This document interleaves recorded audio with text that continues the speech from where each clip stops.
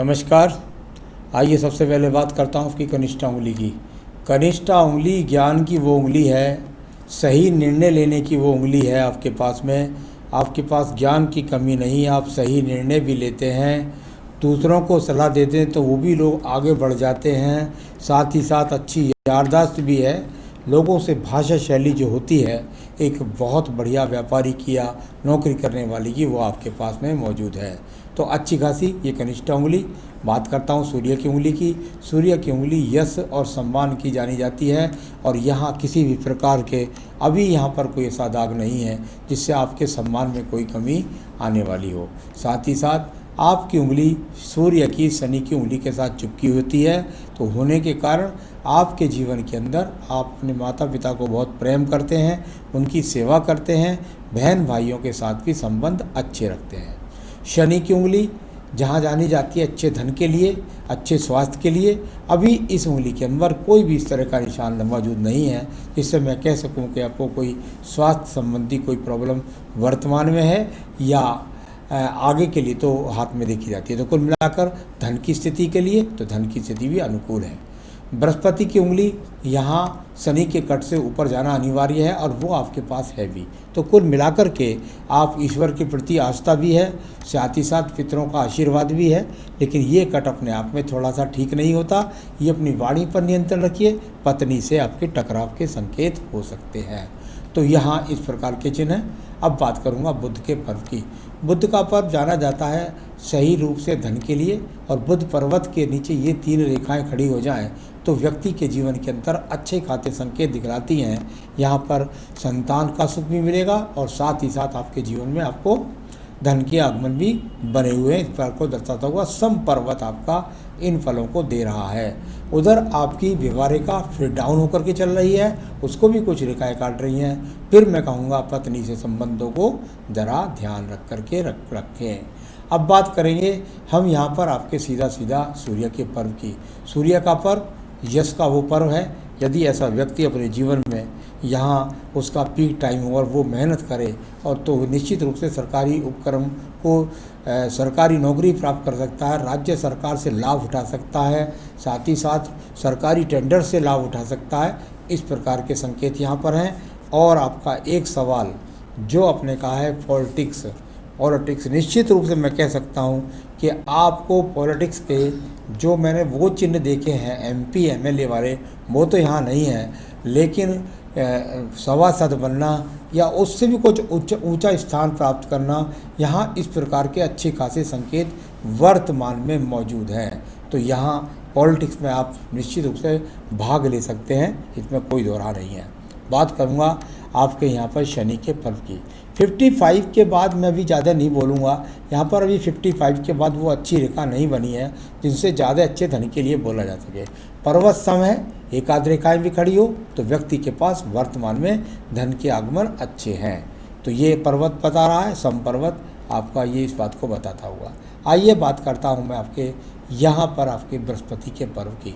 बृहस्पति का पर्व यहाँ 2 रेखाएँ खड़ी हो जाए और नीचे से एक सीधी रेखा ही खड़ी हो जाए, तो जहाँ व्यक्ति सामाजिक लोगों से बढ़ चढ़ करके उनका समाज में योगदान प्राप्त करता है, साथ ही साथ अपने जीवन के अंदर निश्चित रूप से ऐसे व्यक्ति के पास मकान भी होता है।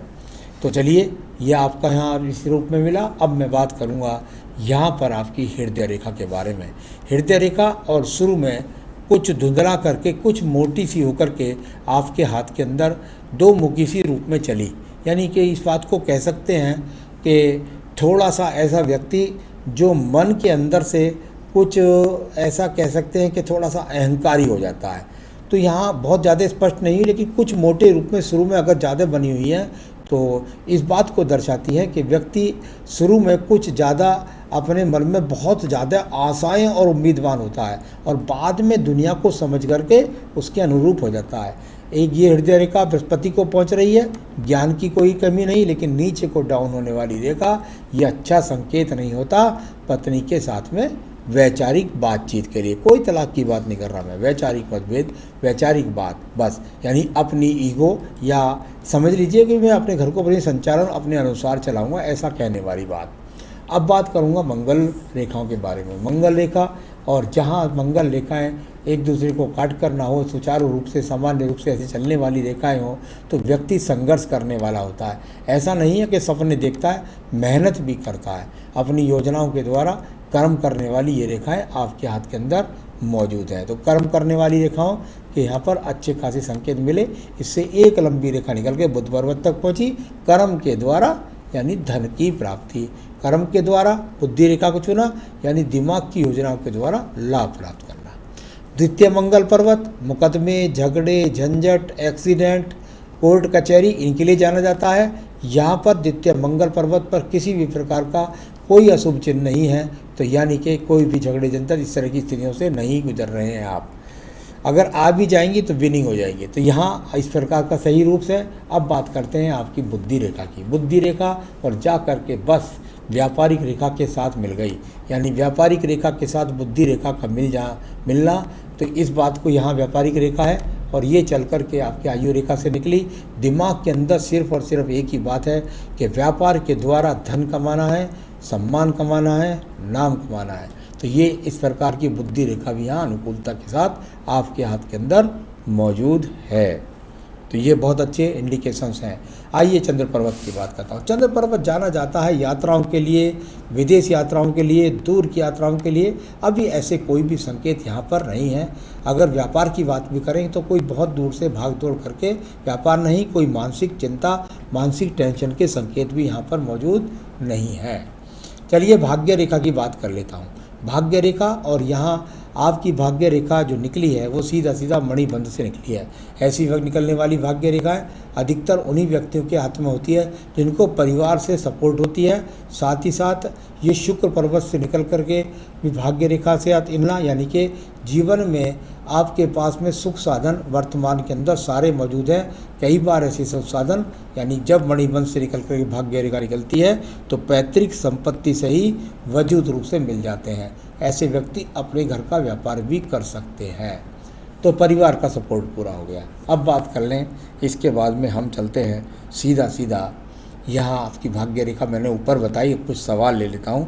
फाइनेंस की स्थिति बिल्कुल कह सकता हूँ कि वर्तमान से लेकर और 55 वर्ष तक फाइनेंस की स्थिति बिल्कुल अनुकूल है। तो 55 वर्ष तक, उसके बाद में भी ज़्यादा नहीं कह सकता, तो वो रेखाएं बनती रहती हैं।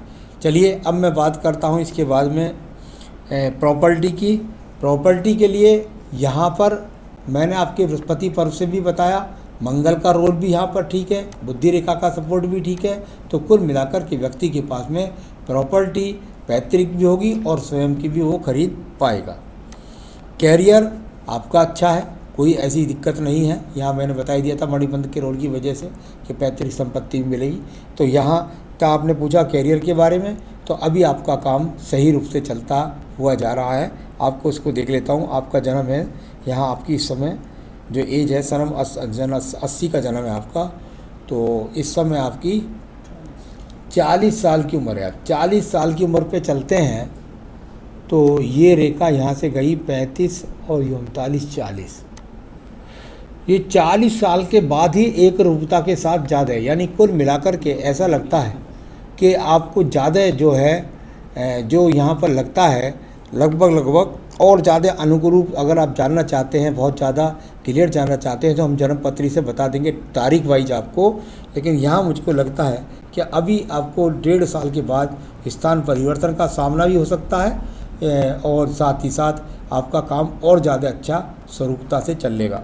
तो यहाँ कैरियर भी ठीक है। हेल्थ के बारे में पूछा, हेल्थ के इश्यूज़ मुझे यहाँ पर कहीं भी अभी नज़र नहीं आ रहे। यदि इस समय पर देखता हूँ तो कोई हेल्थ के इश्यूज़ नज़र नहीं आ रहे हैं।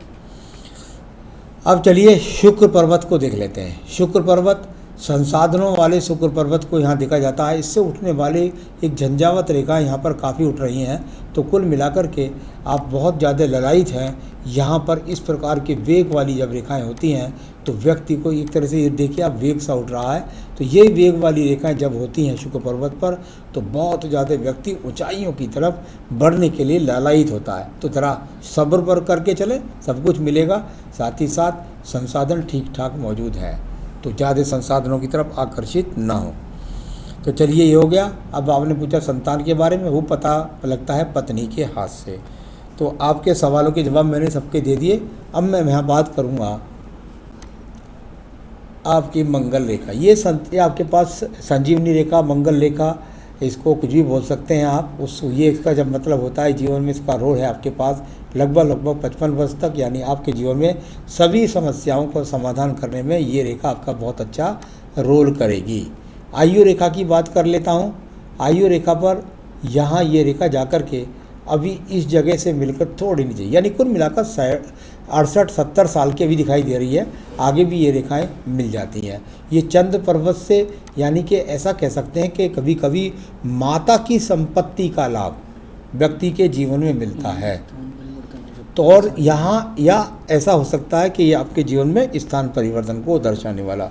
तो मुझे कहीं ना कहीं ऐसा दिख रहा है कि आपके जीवन में अभी 2 साल के अंदर कोई स्थान परिवर्तन या कोई मकान परिवर्तन, ऐसी कुछ स्थितियाँ बनी हुई हैं। तो ये मैंने सब आपके सवालों के जवाब दे दिए।